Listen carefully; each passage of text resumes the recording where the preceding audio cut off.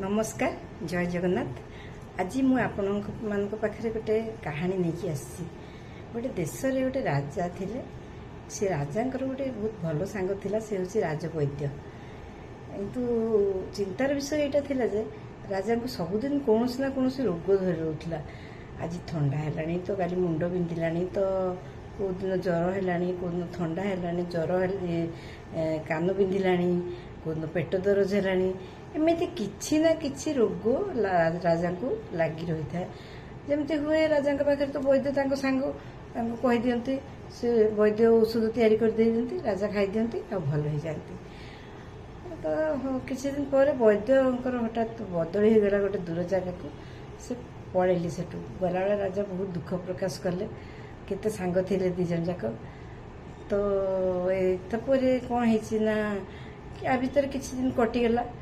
बहुत दिन पर थर वैद्य आसिले से राज्य को बुलिया राजा को देखा करिया आसिकी बहुत खुशी हो गले। राजा वैद्य पचारे जे आपण केमती अछंती मणिमा।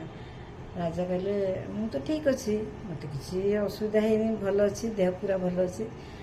वैद्य हसिले कहले जे आपण को गोटे कथा कहबी ये परिप्रेक्षी रे। राजा कहले हाँ कहतु।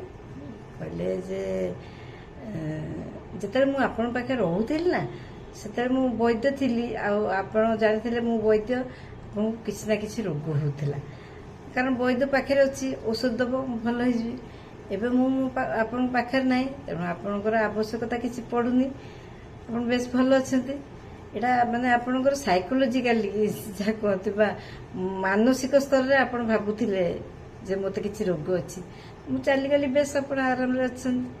तेणु हाथ राजा शुणु हाथ बांतारे जो जिनस थाए सेटा को लोक माने समस्ते एमती व्यवहार करथांती जे हाँ मो हाथ बांतारे अच्छी तो यहाँ मोर होटा मोर हो।